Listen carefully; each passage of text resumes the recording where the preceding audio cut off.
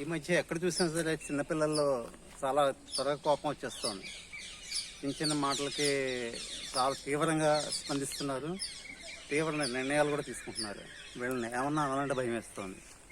అటు తల్లిదండ్రులకు కానీ, ఉపాధ్యాయులకు కానీ, పెద్దలకు కానీ, బంధువర్గాలకు కానీ. ప్రతి వాళ్ళు తల్లిదండ్రులు అయితే తప్పదు కాబట్టి ఏదో ఒకటి చెప్తూ ఉంటారు. కానీ మిగతా వాళ్ళు టీచర్లు కానీ, బంధువులు కానీ మనకెందుకులే అని వదిలేస్తున్నారు పిల్లల్ని. ఇది వాళ్ళ ఇష్టారాజ్యంగా జరుగుతుంది. ఎక్కడ లోపం జరుగుతోంది అంటే ముఖ్యంగా భార్యాభర్తల్లో సరైన అవగాహన ఉండదు. వాళ్ళిద్దరి మధ్య సరైన, మన మాటలో చెప్పండి, కెమిస్ట్రీ సరిగ్గా ఉండదు. ఒకళ్ళ మాటకు ఒకళ్ళ గౌరవం ఇవ్వరు. ఒకళ్ళు చెప్పింది ఎస్ అంటే ఇంకోళ్ళు నో అంటుంటారు. తట్టు పిల్లల ముందుగానే అంటుంటారు. ఇదే ప్రధాన కారణం. ఎప్పుడైతే అఫ్కోర్స్ మన ఇండియా భారతీయ సంస్కృతి ప్రకారం పురుషుడి మాట స్త్రీలు వినాలి అనాదిగా వస్తున్న ఆచారం అని కాదు. కొన్ని అదే జరగాల్సిందే. ఎందుకు అనేది తర్వాత మాట్లాడదాం. వీడి చెప్పిన మాటనే వినాలా, నాకు స్వతంత్రం లేదా, అవన్నీ నూతన భావనలు. దానిలో ఒరిగింది ఏం లేదు. ఎంత చండాలం అవుతుందో మనం ఇప్పటికీ చూస్తున్నాం. అలా వినటం వల్ల వచ్చే నష్టం ఏమీ లేదు. నష్టం జరిగింది అని ఎక్కడా లేదు, చేతుల్లో కానీ ప్రస్తుతం కానీ. ఎందుకు వినాలి అని కొత్త ధోరణి ఎవరో పుట్టించారు కాబట్టి అది రాజ్యం వెళ్తోంది. అలా వినటం వల్ల ఏమవుతుందంటే, ఒక భర్త చెప్పిన మాట భార్య అరే ఇది చేయకూడదు, ఇది చేయమన్నారు, కోపం వస్తుంది, నాన్న కోపం వస్తుంది, ఆయన కోపం వస్తుంది, చేయమన్నారు కదా అనే మాట ఆలోచనలతో ఆ మాట అంటూ ఇంటూ చేస్తూ ఉంటే, అది పిల్లలు పదే వింటూ ఉంటే ఏమవుతుందంటే, ఓహో నాన్న మాట వినాలి, అమ్మ వింటోంది, మనం కూడా వినాలి,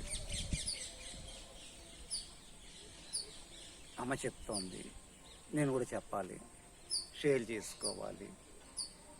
ఇది వద్దన్నారు, ఇది చేయమన్నారు, ఇది ఇప్పుడు చేయమన్నారు, వాళ్ళతో వద్దన్నారు, ఇన్నింటికి లేమ్మన్నారు. ఇవన్నీ ఎవరు చెప్తారండి? అమ్మ చెప్పాలి కదా, చెప్పాలి. కానీ ఇప్పుడు ఏమంటున్నారు, వాడు మాట వినడు, వాడు పెద్దవాడు అయిపోయాడు, పెద్దవాడైపోయాడని మనమే వాడు ముందు అంటూ ఉంటే ఆ పిల్ల ముందు కానీ పిల్లాడి ముందు కానీ వాళ్ళ మాట వింటారటండి? వాడు ఎవరి మాట వింటలేదు, పెద్దవాడు అయిపోయాడు అంటే. పెద్దవాడు అయ్యాడు అంటే విదస్త్రం మాట వినకపోవటమా? అదేనా పెద్దరికం అంటే?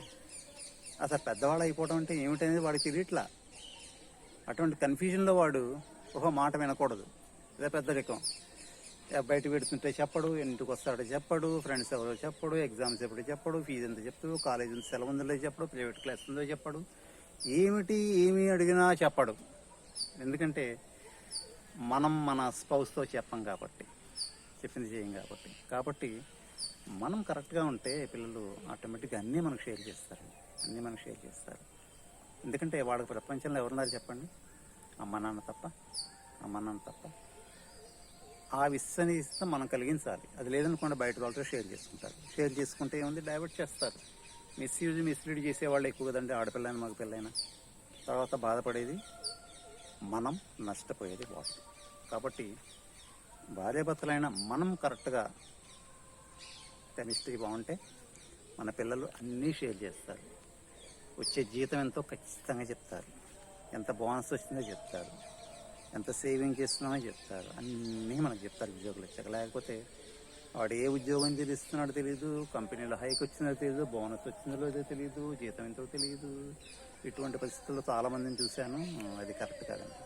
కాబట్టి మనం కరెక్ట్గా ఉంటే పిల్లలు మనతో జీవితాంతం ఉంటారు. అదే కదండి ఆనందం అంటే, అంతే కదా.